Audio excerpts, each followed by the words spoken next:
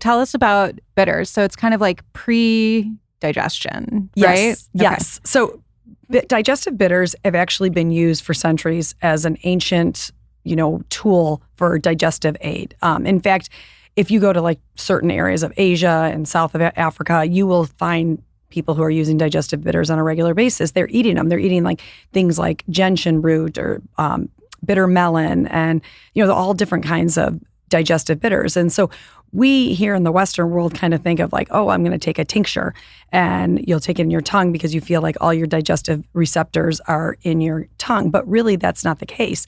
Most of our digestive bitter receptors are in our gut and throughout our body. They're in our lungs, in our brain. They're all throughout our bodies. And so what they do basically is help produce our body's ability to create stomach acid. So we want more stomach acid. So many people are like taking, antacids to reduce stomach acid, which is so detrimental to our health. It is so detrimental. I mean, it certainly helps the symptoms. I'm not going to argue with that, but it just contributes to the problem. And so that's what always like makes me crazy. But like sometimes you're taking something for a symptom and it's fine, but when you're taking something that's going to relieve a symptom, but it's now contributing to the problem, that's when I get worried. So we know that digestive bitters will help increase stomach acid. They help increase digestive enzyme. They also help bile production. So these are all great for just overall digestion. And you're right, they're helping our body get ready for digestion. They're helping breaking down our food and absorbing nutrients, which is huge. And it's really supportive of our stomach and our small intestine, where the probiotic is supportive of your entire intestinal tract, particularly your large bowel. When you're talking about bitters, you're talking about like your stomach, really huge for that. It's also what digestive bitters do actually is help increase GLP-1 production. And I know that's such a buzz thing right now, but we do know it's very clear that GLP-1, we create our own GLP-1s, and this is, support of helping our bodies create more GLP-1s. Yeah, I just had another guest on who was talking about that as well. And she was talking about things to do and specific foods to eat, I think, that can help to activate that. And I believe that she did mention digestive bitters. And then I did have some doctor comment on it, as always happens nowadays, and said, well, it doesn't really work like GLP-1s because it's not all the time. It's only for a certain period of time around when you're eating. But I would think that that's all that a lot of people need, right? Well, yeah, and I don't know that we want it to work like the pharmaceutical GLP-1s. I mean, and there's a place for them, and I'm not here to bash on them. This is a much more natural approach to it. So when, our natural body, like when we produce GLP-1s, it activates for like 20 to 25 minutes, whereas like the pharmaceutical GLP-1s are there for 7 full days. Yeah. I mean, that's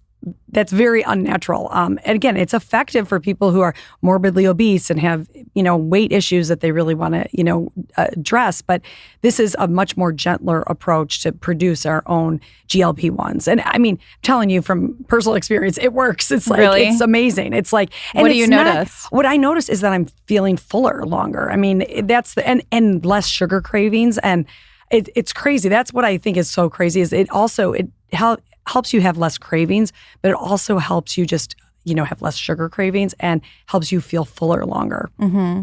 Amazing. So how soon before you eat do you take them? Right before, or should you take them 20 minutes? Wait a little probably bit? About 20, 15 minutes beforehand. Yeah, I always try to. It's so hard to remember. I mean, I'm so used to taking my probiotic. Like, you're supposed to take the probiotic immediately after your meal, and I take most of my supplements right after my meal.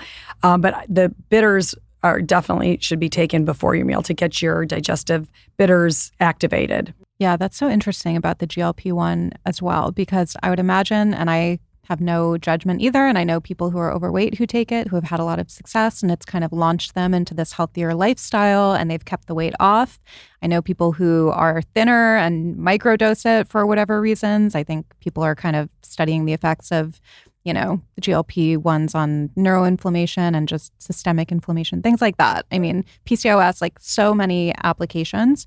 But I would imagine that when you're getting that for 7 days and then you stop eventually, because you're going to stop, there's got to be some kind of rebound, I would think. Whereas if you're doing it this way, it's more kind of like little increments. Right. And it's more just sustainable. It's kind of supporting our own natural body's production of it anyway. So I think it has more, it would have more lasting effects because it's just creating this more natural approach to it and feeling fuller longer. Yeah. Which we all want. Yes, we want.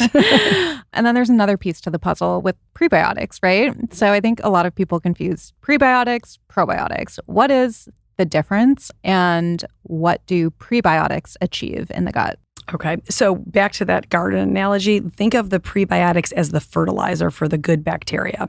So it's really important that we have prebiotics to help feed the beneficial bacteria.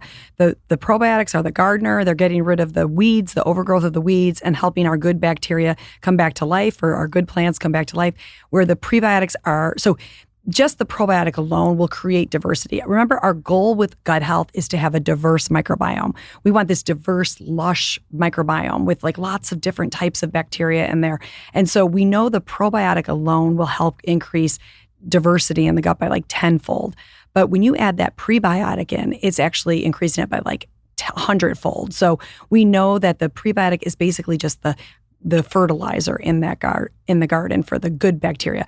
One of the problems with prebiotics and some fiber is that they don't know how to distinguish between the good bacteria and the bad bacteria.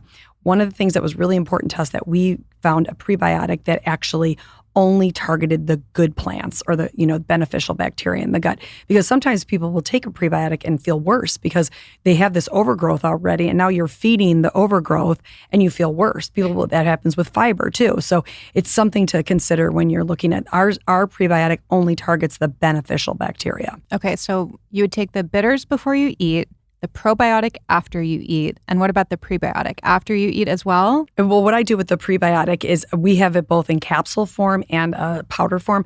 I put it in my water and just kind of sip it through the day and try to like have it throughout the day, kind of like you'd sprinkle a garden, just as the day goes on. So if you're taking the capsules, it's 4 capsules, and you just maybe take 2 at one time or 2 later in the day, whatever, but it's better to kind of sprinkle it through the day.